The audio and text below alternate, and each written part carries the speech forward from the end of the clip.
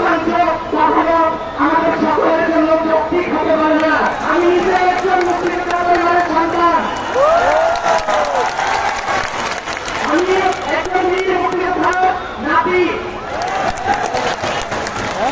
তবে আমাদের দেশে সরকারি চাকরিতে বা বিসিএসে বা প্রথম বা দ্বিতীয় উচ্চ শ্রেণীর যে পর্যায়গুলো আছে সেগুলোতে নিয়োগের ব্যবস্থা করা হয়, সেগুলোতে মুক্তিযোদ্ধা পরিবারকে 30% করে সুযোগ সুবিধা দেওয়া হচ্ছে।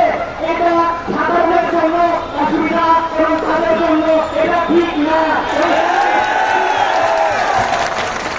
আমি ব্যক্তিগতভাবে আমার জায়গা থেকে মনে করি এই 30%